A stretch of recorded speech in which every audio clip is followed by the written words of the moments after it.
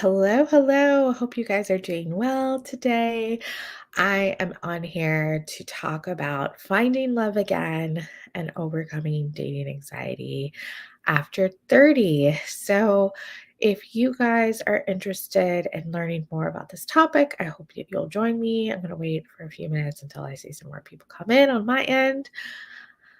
Hello, hello. So, today's topic is really something that I get messaged probably the most. A lot of clients and potential clients talk about how they just don't know where to meet somebody. And when they do meet someone, they just don't know what to say. A lot of people have not been on actual dates, not a hangout, not a group hangout, but an actual date in a very long time. And I feel like that is causing a lot of problems because we're losing our communication skills. And if we don't have communication skills, it's going to be harder to date. It's going to be harder to read those signals. Um, and as we get older, we get stuck in our ways. And a lot of times we don't want to learn new habits. And communication is one of those habits. It's a muscle like any other muscle in our body. We have to keep practicing. Think about this. If you turned your phone off, you didn't communicate with anybody for 3 months, how would you be? You probably wouldn't be the same person. Then you times that by, 4 for the rest of the year. You definitely wouldn't be the same person. So a lot of us have communication with our boss, our colleagues, um, maybe a couple of friends. But if we're not flexing those communication skills in our relationships and we're not dating as active as we should if we are single, then it causes a lot of problems. And even for people who are married or long-term partnerships, a lot of times it's hard for us to open up to someone that we've been with for a long time. We get stuck in the same type of communication skill or style, and that may not serve us well as we move forward in our futures together. So we constantly have to evolve our communication skills. It's something that I even have to work on. I have evolved in my own personal life. As I've gotten older, I've seen the value of it. And when people don't communicate very well with me, I realize sometimes that they weren't taught communication skills, which we weren't really.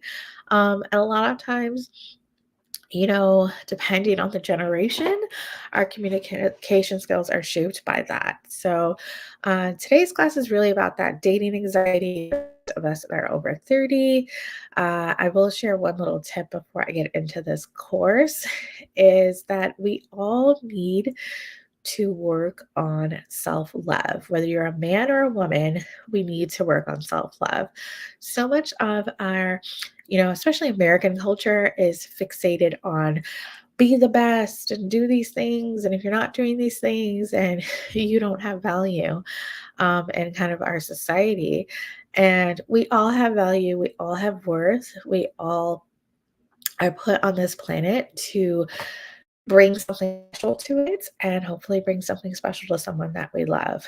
So I want us to focus on practicing self love, not self care. I really hate the self care kind of jargon, but it's really self love because so many of us, if we don't love ourselves, think about this how can we bring somebody in? House is a mess. No one's gonna be in there. No one's gonna want to come in. If it's clean and it's warm and inviting, then they're gonna want to come in. So it's the same with your heart. You should be ready for love because you love yourself. So therefore, so let's go ahead and get ready to take a sip of my bubbly water. This is not sponsored, by the way. um, okay, I see how I can put the screen on at the same time. Okay. And you guys, this one there. All right. So you're going to see the other side of the screen with some different photos just so that there's some of a guide as I'm talking. And for those of you that just want to look at my face, that's good too. So, today's class is really about finding love again, especially for those that are over 30 and experiencing that dating anxiety, as I said before. So, we're going to go ahead and get into it. So, some things I want you to focus on, especially with dating anxiety, is I want you to understand the causes of dating anxiety, which a lot of them are self esteem issues. Trauma is a big one. A lot of them are rejection, past experiences, low confidence. Um, and some are, unfortunately, heartbreak that we've experienced. And we're kind of scarred from those experiences. But as everyone knows, even with a scars and wounds heal, and we can't get better. Um, I can't take away the pain that you've suffered. I can't take away experiences that you had that weren't great. I can acknowledge it, and you should acknowledge it and use it to move forward. But you need it to be in the past, and you need it to use it as a learning mechanism to move forward. Um, but those are some of the causes: trauma, rejection, low confidence, low self esteem, and heartbreak are usually the reasons why a lot of people have dating anxiety.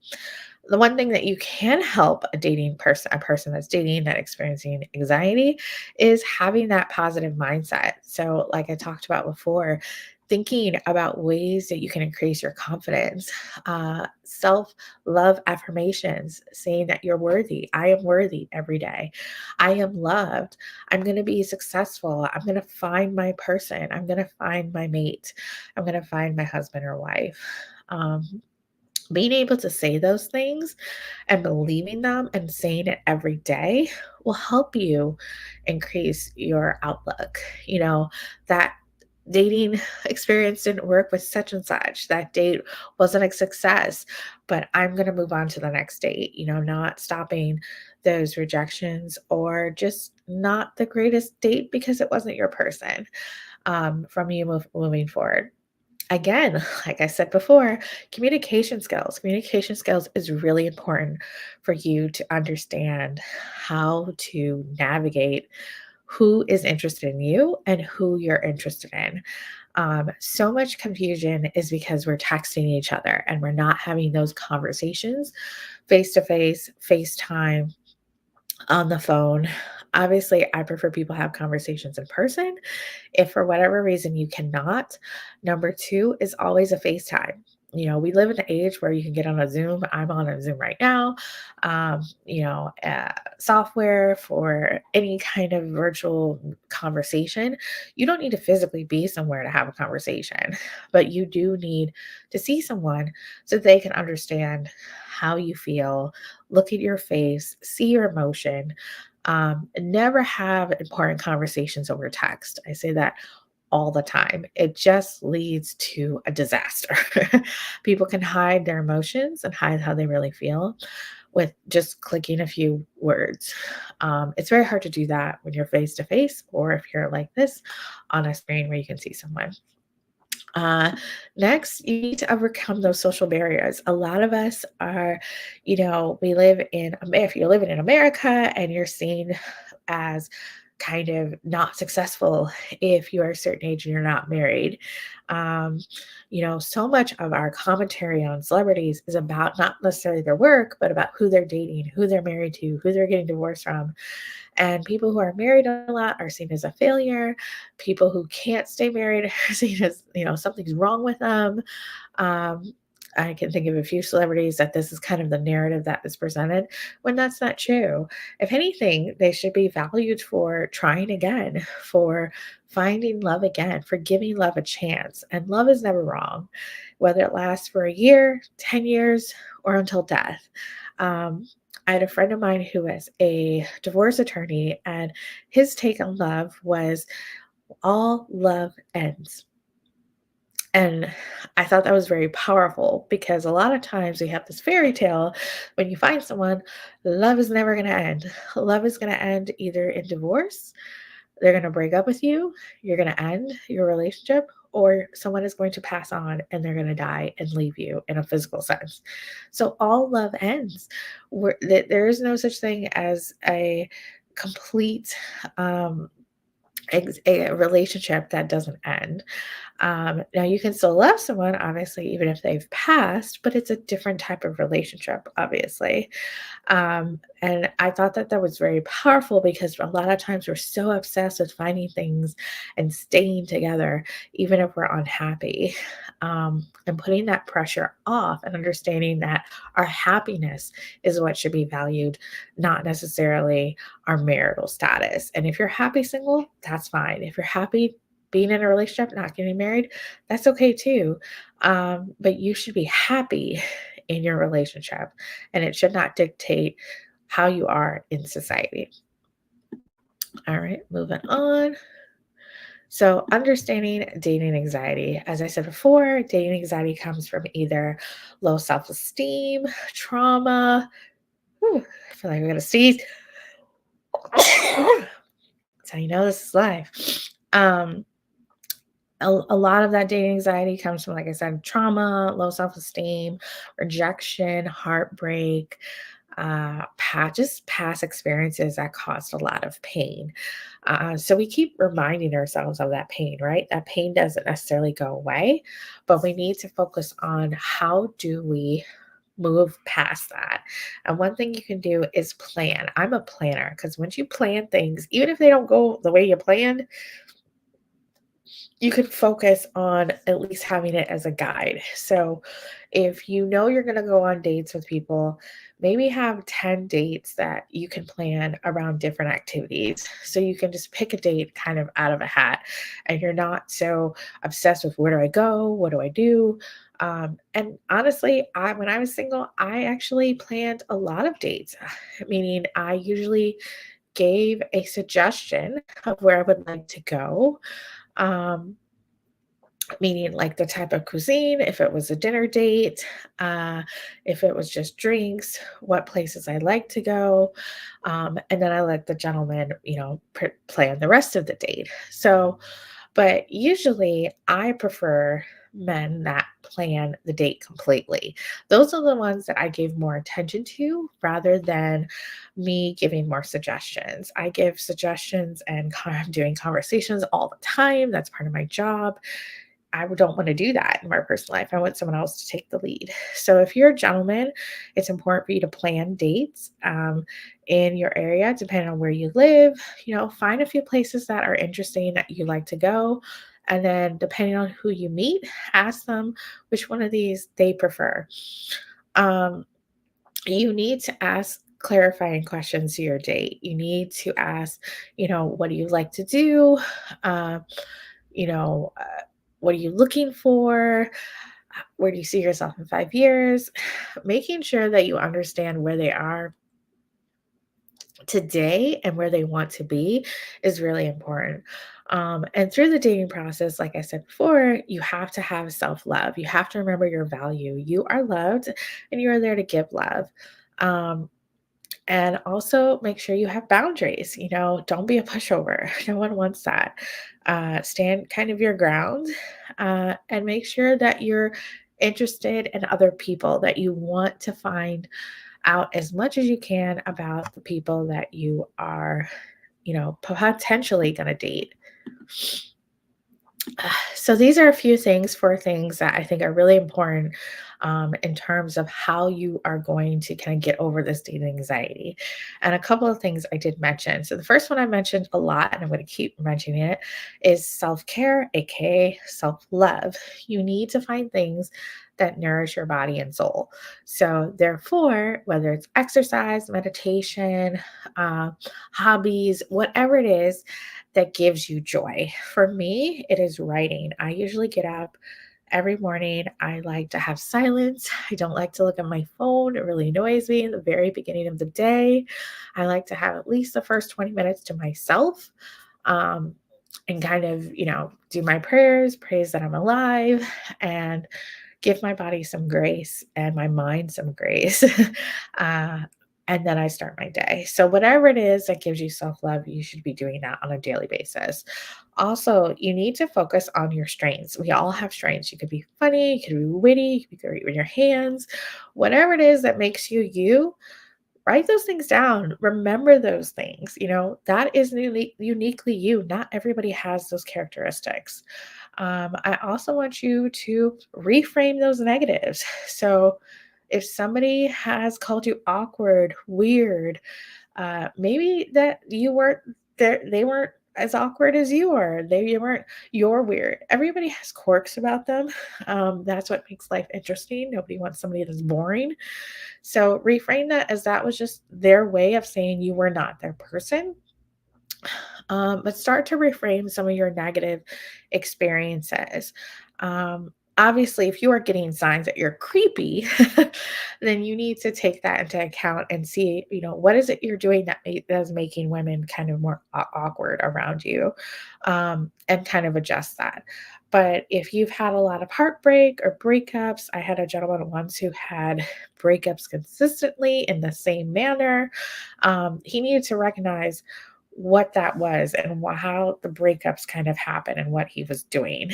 Um, but that it wasn't defining him as a person. You also need to seek support, from a coach, from a friend, and make sure you have a support system. Okay. I love quotes, especially quotes like this, because it sets kind of a tone. This one is wonderful because I feel like it kind of sums up what I've been talking about today, which is I want you to embrace the journey, the destination, and the thrill is the process, not the outcome. So I want you to focus on the journey of dating and not necessarily, I have to find somebody, I have to get married, I have to do this. Those things will happen naturally if they're supposed to happen. But I want you to embrace the journey of love. And we are all put on this planet to love and to find love. And that is a journey in itself. So I want you to focus on that rather than the end result.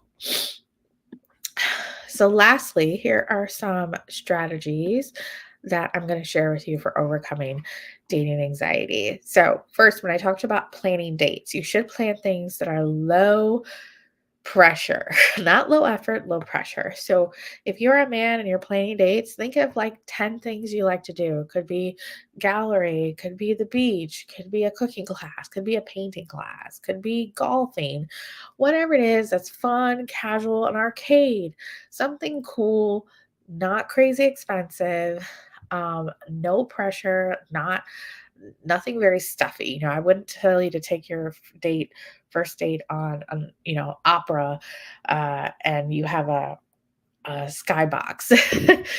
Now, obviously, if you want to do that, then that's fine. But something that's low key, that gives you a chance to get to know someone, but also it is not extremely pressured to look a certain way.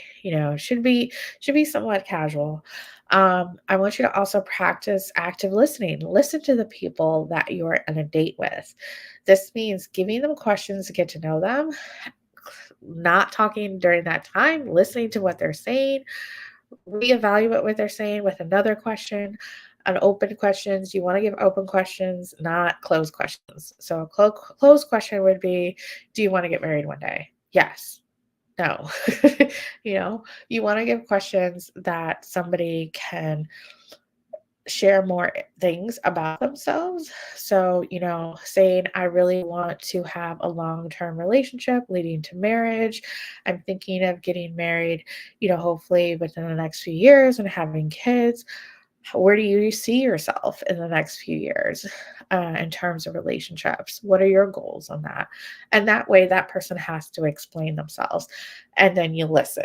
So, those are really key, in overcoming that dating anxiety. Oops. Lastly, I want you to set up a realistic expectation. So many of my clients sometimes come to me with very exuberant expectations, meaning, oh, I want a woman that looks like this and she has to have this and she has to do this. And that's not reality. We can't just build somebody for you. It's not a robot. So I want you to understand that people are different And I want you to understand that not every date is going to be successful. You're not going to find your match on the first date, usually, with every person. And it does take work, even if you find your person. And love is a choice. Love is an amazing feeling, but relationships and love are choices that we make every day. We choose to love someone every day in a relationship. Lastly, a lot of thing that a lot of people don't do is focus on vulnerability.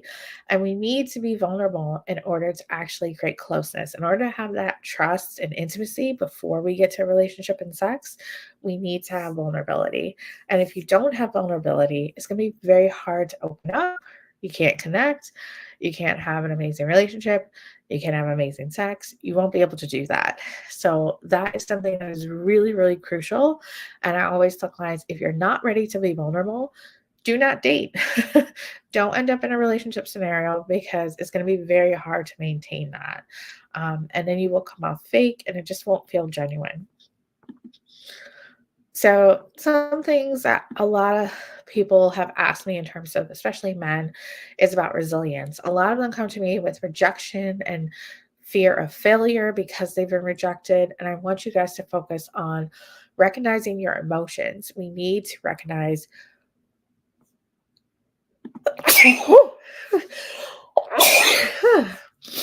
It's live. We need to recognize our emotions and what we want to do. Um, when we are with someone, and if it feels wrong, then it might be a reason to not see that person again. If there's confusion, we also need clarifications. um, so these are things that you need to focus on when you're talking about being resilient. You need to focus on your confidence levels and getting those up, um, as well as celebrating your wins. So, for example, if had no dates last year, but now you're working with a coach and you have tons of dates, then that is a reason that you should feel really happy about that.